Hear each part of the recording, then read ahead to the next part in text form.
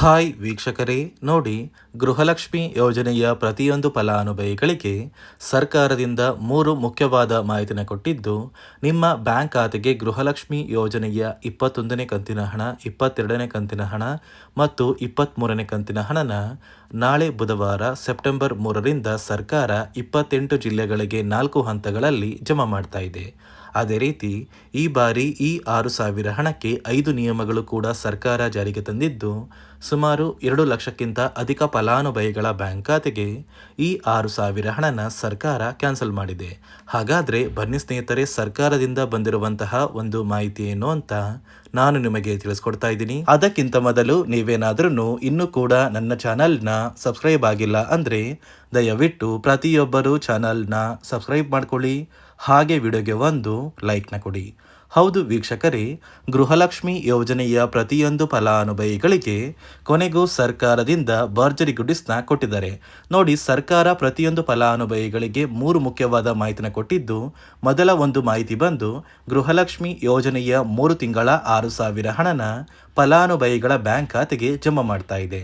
ಅಂದರೆ ನಿಮ್ಮ ಬ್ಯಾಂಕ್ ಖಾತೆಗೆ ಗೃಹಲಕ್ಷ್ಮಿ ಯೋಜನೆಯ 21ನೇ ಕಂತಿನ ಹಣ, 22ನೇ ಕಂತಿನ ಹಣ ಮತ್ತು 23ನೇ ಕಂತಿನ ಹಣ, ಒಟ್ಟು 3 ತಿಂಗಳ 6,000 ಹಣನ ಕರ್ನಾಟಕದ 28 ಜಿಲ್ಲೆಗಳ ಪ್ರತಿಯೊಂದು ಫಲಾನುಭವಿಗಳಿಗೆ ಸೆಪ್ಟೆಂಬರ್ 3 ಅಂದರೆ ಬುಧವಾರದಿಂದ 4 ಹಂತಗಳಲ್ಲಿ ಹಂತ ಹಂತವಾಗಿ ಪ್ರತಿಯೊಂದು ಜಿಲ್ಲೆಗಳಿಗೆ ಸರ್ಕಾರ ಜಮಾ ಮಾಡ್ತಾ ಇದೆ.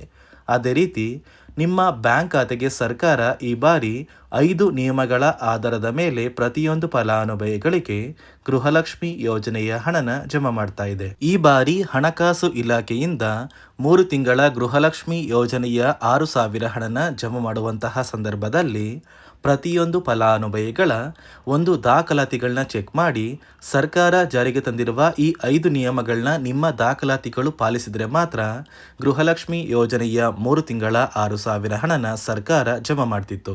ಸುಮಾರು 2 ಲಕ್ಷಕ್ಕಿಂತ ಅಧಿಕ ಫಲಾನುಭವಿಗಳು ಈ ಬಾರಿ ಈ ನಿಯಮಗಳನ್ನ ಪಾಲಿಸಿಲ್ಲ ಅಂತ ಸರ್ಕಾರಕ್ಕೆ ತಿಳಿದು ಬಂದಿದ್ದು, ಈ ಫಲಾನುಭವಿಗಳಿಗೆ ಇನ್ನು ಮುಂದೆ ಗೃಹಲಕ್ಷ್ಮಿ ಯೋಜನೆಯ ಹಣನ ಜಮಾ ಮಾಡೋದಿಲ್ಲ ಮತ್ತು ಸರ್ಕಾರದಿಂದ ನಿಮ್ಮ ಒಂದು ರೇಷನ್ ಕಾರ್ಡ್ ಮತ್ತು ನಿಮ್ಮ ಆಧಾರ್ ಕಾರ್ಡ್ನ ಕ್ಯಾನ್ಸಲ್ ಮಾಡುವಂತಹ ಸಾಧ್ಯತೆ ತುಂಬಾನೇ ಇದೆ. ಹಾಗಾದರೆ ಬನ್ನಿ ವೀಕ್ಷಕರೇ, ಯಾವ ಫಲಾನುಭವಿಗಳ ರೇಷನ್ ಕಾರ್ಡ್ ಮತ್ತು ಆಧಾರ್ ಕಾರ್ಡ್ ಕ್ಯಾನ್ಸಲ್ ಆಗಿದೆ ಮತ್ತು ಸರ್ಕಾರ ಜಾರಿಗೆ ತಂದಿರುವ ಆ 5 ನಿಯಮಗಳು ಏನು ಅಂತ ಕೂಡ ನಾನು ನಿಮಗೆ ತಿಳಿಸ್ಕೊಡ್ತಾ ಇದ್ದೀನಿ. ಅದಕ್ಕಿಂತ ಮೊದಲು ನಾಳೆ ಬುಧವಾರ ಸೆಪ್ಟೆಂಬರ್ 3ರಂದು ಕರ್ನಾಟಕದ ಯಾವ 28 ಜಿಲ್ಲೆಗಳಿಗೆ ಸರ್ಕಾರ 4 ಹಂತಗಳಲ್ಲಿ 3 ತಿಂಗಳ ಗೃಹಲಕ್ಷ್ಮಿ ಯೋಜನೆಯ 6,000 ಹಣನ ಜಮಾ ಮಾಡ್ತಾ ಇದೆ ಅಂದರೆ ನೋಡಿ ಸ್ನೇಹಿತರೆ, ಮೊದಲ ಹಂತದಲ್ಲಿ ಬೆಂಗಳೂರು ನಗರ, ಬೆಂಗಳೂರು ಗ್ರಾಮಾಂತರ, ರಾಮನಗರ, ಚಿಕ್ಕಬಳ್ಳಾಪುರ, ಚಿತ್ರದುರ್ಗ, ದಾವಣಗೆರೆ, ಕೋಲಾರ, ಶಿವಮೊಗ್ಗ ಮತ್ತು ತುಮಕೂರು ಈ ಜಿಲ್ಲೆಗಳ ಪ್ರತಿಯೊಂದು ಫಲಾನುಭವಿಗಳಿಗೆ ಸರ್ಕಾರ ಮೊದಲ ಹಂತದಲ್ಲಿ 3 ತಿಂಗಳ 6,000 ಹಣನ ಜಮಾ ಮಾಡ್ತಾ ಇದೆ. ಅದೇ ರೀತಿ ಎರಡನೆಯ ಹಂತದಲ್ಲಿ ಬಳ್ಳಾರಿ, ಬೀದರ್, ಕಲಬುರಗಿ, ಕೊಪ್ಪಳ, ರಾಯಚೂರು, ಯಾದಗಿರಿ, ವಿಜಯನಗರ ಈ ಜಿಲ್ಲೆಗಳಿಗೆ ಎರಡನೆಯ ಹಂತದಲ್ಲಿ 3 ತಿಂಗಳ 6,000 ಹಣ ಜಮಾ ಆಗ್ತಾ ಇದೆ. ಅದೇ ರೀತಿ ಮೂರನೆಯ ಹಂತದಲ್ಲಿ ಬಾಗಲಕೋಟೆ, ಬೆಳಗಾವಿ, ವಿಜಯಪುರ, ಧಾರವಾಡ, ಗದಗ, ಹಾವೇರಿ, ಉತ್ತರ ಕನ್ನಡ ಈ ಜಿಲ್ಲೆಗಳ ಪ್ರತಿಯೊಂದು ಫಲಾನುಭವಿಗಳಿಗೆ ಸರ್ಕಾರ 3ನೆಯ ಹಂತದಲ್ಲಿ ಹಣನ ಜಮಾ ಮಾಡ್ತಾ ಇದ್ದು, 4ನೆಯ ಮತ್ತು ಕೊನೆಯ ಹಂತದಲ್ಲಿ ಚಾಮರಾಜನಗರ, ಚಿಕ್ಕಮಗಳೂರು, ದಕ್ಷಿಣ ಕನ್ನಡ, ಹಾಸನ, ಕೊಡಗು, ಮಂಡ್ಯ, ಮೈಸೂರು ಮತ್ತು ಉಡುಪಿ ಈ ಜಿಲ್ಲೆಗಳ ಪ್ರತಿಯೊಂದು ಫಲಾನುಭವಿಗಳಿಗೆ 4ನೆಯ ಹಂತದಲ್ಲಿ ಸರ್ಕಾರ ಹಣನ ಜಮಾ ಮಾಡ್ತಾ ಇದ್ದು, ಈಗಾಗಲೇ ಸಾಕಷ್ಟು ಫಲಾನುಭವಿಗಳಿಗೆ ಗೃಹಲಕ್ಷ್ಮಿ ಯೋಜನೆಯ 21ನೇ ಕಂತಿನ ಹಣ ಜಮಾ ಆಗಿದ್ದು, 22ನೇ ಕಂತಿನ ಹಣ ಮತ್ತು 23ನೇ ಕಂತಿನ ಹಣನ ಆದಷ್ಟು ಬೇಗ ಕೆಲವೇ ದಿನಗಳಲ್ಲಿ ಪ್ರತಿಯೊಂದು ಫಲಾನುಭವಿಗಳಿಗೆ ಸರ್ಕಾರ ಜಮಾ ಮಾಡುತ್ತೆ. ನಿಮ್ಮ ಬ್ಯಾಂಕ್ ಖಾತೆಗೆ ಸೆಪ್ಟೆಂಬರ್ 5ರಲ್ಲಿ ಈ 3 ತಿಂಗಳ 6,000 ಹಣನ ಪ್ರತಿಯೊಬ್ಬರು ಪಡ್ಕೋತೀರ. ನೋಡಿ ಸ್ನೇಹಿತರೆ, ಈ ಬಾರಿ ಸುಮಾರು 1 ಲಕ್ಷಕ್ಕಿಂತ ಅಧಿಕ ಫಲಾನುಭವಿಗಳ ಬ್ಯಾಂಕ್ ಖಾತೆಗೆ ಸರ್ಕಾರ ಗೃಹಲಕ್ಷ್ಮಿ ಯೋಜನೆಯ ಹಣನ ಜಮಾ ಮಾಡ್ತಾ ಇಲ್ಲ. ಕಾರಣ ಏನು ಅಂದರೆ, ನಿಮ್ಮ ಬ್ಯಾಂಕ್ ಖಾತೆಗೆ ಡೆಬಿಟ್ ಮೂಲಕ ಹಣ ಜಮಾ ಮಾಡುವಂತಹ ಸಂದರ್ಭದಲ್ಲಿ ಸರ್ಕಾರ ಸಾಕಷ್ಟು ಫಲಾನುಭವಿಗಳ ಒಂದು ಬ್ಯಾಂಕ್ ಖಾತೆಗೆ ಹಣ ಜಮಾ ಮಾಡೋದನ್ನು ಕ್ಯಾನ್ಸಲ್ ಮಾಡಿದೆ.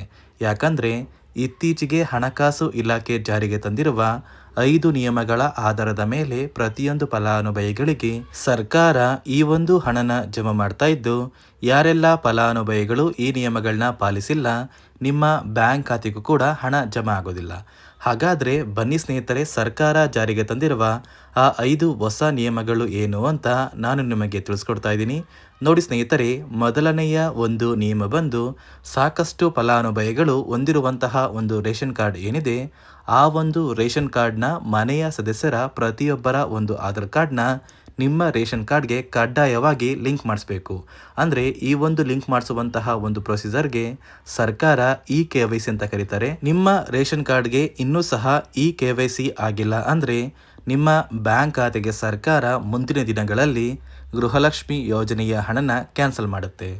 ಅದೇ ರೀತಿ ಎರಡನೆಯ ಒಂದು ನಿಯಮ ಬಂದು, ಸಾಕಷ್ಟು ಫಲಾನುಭವಿಗಳು ಕಳೆದ 3 ತಿಂಗಳಿಂದ ಸರ್ಕಾರದಿಂದ ಬರ್ತಾ ಇರುವಂತಹ ಒಂದು ರೇಷನ್ ಏನಿದೆ, ಅಂದರೆ ಉಚಿತ ಅಕ್ಕಿ ಏನಿದೆ, ಈ ಒಂದು ರೇಷನ್ನ ಪಡ್ಕೋತಾ ಇಲ್ಲ. ಒಂದು ವೇಳೆ ಕಳೆದ 3 ತಿಂಗಳಿಂದ ನೀವು ರೇಷನ್ನ ಪಡ್ಕೊಂಡಿಲ್ಲ ಅಂದರೆ ಸರ್ಕಾರ ನಿಮ್ಮ ಬಳಿ ಇರುವಂತಹ ಒಂದು ರೇಷನ್ ಕಾರ್ಡ್ನ ಕ್ಯಾನ್ಸಲ್ ಮಾಡುತ್ತೆ.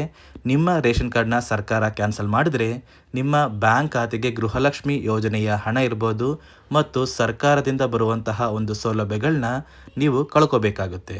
ಅದೇ ರೀತಿ ಮೂರನೆಯ ಒಂದು ನಿಯಮ ಬಂದು, ನೋಡಿ ಸ್ನೇಹಿತರೆ, ನಿಮ್ಮ ಬಳಿ ಇರುವಂತಹ ಒಂದು ಆಧಾರ್ ಕಾರ್ಡ್ ಏನಿದೆ, ಆ ಒಂದು ಆಧಾರ್ ಕಾರ್ಡ್ನ ಕಳೆದ 15 ವರ್ಷಗಳಲ್ಲಿ ನೀವು ಯಾವುದೇ ರೀತಿಯ ಒಂದು ತಿದ್ದುಪಡಿನ ಮಾಡಿಸಿಲ್ಲ ಅಂದರೆ ನಿಮ್ಮ ಬ್ಯಾಂಕ್ ಖಾತೆಗೆ ಸರ್ಕಾರ ಗೃಹಲಕ್ಷ್ಮಿ ಯೋಜನೆಯ ಹಣನ ಕ್ಯಾನ್ಸಲ್ ಮಾಡುತ್ತೆ.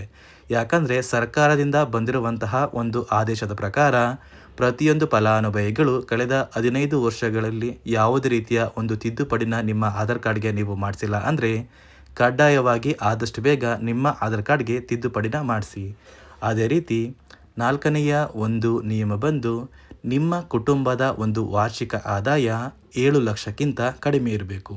ಒಂದು ವೇಳೆ ನಿಮ್ಮ ಕುಟುಂಬದ ವಾರ್ಷಿಕ ಆದಾಯ 7 ಲಕ್ಷಕ್ಕಿಂತ ಜಾಸ್ತಿ ಇದ್ದರೆ ನಿಮ್ಮ ಬ್ಯಾಂಕ್ ಖಾತೆಗೆ ಸರ್ಕಾರ ಗೃಹಲಕ್ಷ್ಮಿ ಯೋಜನೆಯ ಹಣನ ಕ್ಯಾನ್ಸಲ್ ಮಾಡುತ್ತೆ.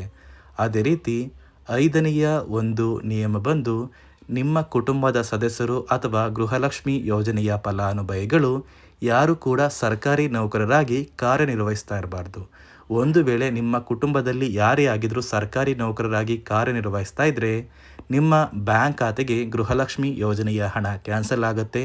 ಈ 5 ನಿಯಮಗಳ ಆಧಾರದ ಮೇಲೆ ಪ್ರತಿಯೊಂದು ಫಲಾನುಭವಿಗಳಿಗೆ ಸರ್ಕಾರ ಹಣ ಜಮಾ ಮಾಡ್ತಾ ಇದೆ. ಒಂದು ವೇಳೆ ನೀವು ಈ 5 ನಿಯಮಗಳನ್ನ ಪಾಲಿಸಿಲ್ಲ ಅಂದರೆ ನೀವು ಕೂಡ ಗೃಹಲಕ್ಷ್ಮಿ ಯೋಜನೆಯ ಹಣದಿಂದ ವಂಚಿತರಾಗಬೇಕಾಗುತ್ತೆ. ನೋಡಿ ವೀಕ್ಷಕರೇ, ನಾಳೆ ಬುಧವಾರ ಸೆಪ್ಟೆಂಬರ್ 3ರಿಂದ ಕರ್ನಾಟಕದ 28 ಜಿಲ್ಲೆಗಳ ಪ್ರತಿಯೊಂದು ಫಲಾನುಭವಿಗಳಿಗೆ ಸರ್ಕಾರ 3 ತಿಂಗಳ ಗೃಹಲಕ್ಷ್ಮಿ ಯೋಜನೆಯ ಒಟ್ಟು 6,000 ಹಣನ ಜಮಾ ಮಾಡ್ತಾ ಇದೆ. ಇಲ್ಲಿಯವರೆಗೂ ಯಾವುದೇ ರೀತಿಯ ಪೆಂಡಿಂಗ್ ಇರುವ ಹಣ ಬಾಕಿ ಇಲ್ಲ ಅಂದರೆ ಕೆಲವೇ ದಿನಗಳಲ್ಲಿ ಪ್ರತಿಯೊಬ್ಬರೂ ಈ 6,000 ಹಣನ ಪಡ್ಕೋತೀರಾ ಅಂತ ಹೇಳ್ತಾ, ಇದಿಷ್ಟು ಸರ್ಕಾರದಿಂದ ಬಂದಿರುವಂತಹ ಒಂದು ಮಾಹಿತಿಯಾಗಿದೆ. ನಾನು ಕೊಟ್ಟಿರುವಂತಹ ಮಾಹಿತಿ ನಿಮಗೆ ಇಷ್ಟ ಆಗಿದ್ದಲ್ಲಿ ದಯವಿಟ್ಟು ಪ್ರತಿಯೊಬ್ಬರು ನನ್ನ ಚಾನಲ್ನ ಸಬ್ಸ್ಕ್ರೈಬ್ ಮಾಡ್ಕೊಳ್ಳಿ.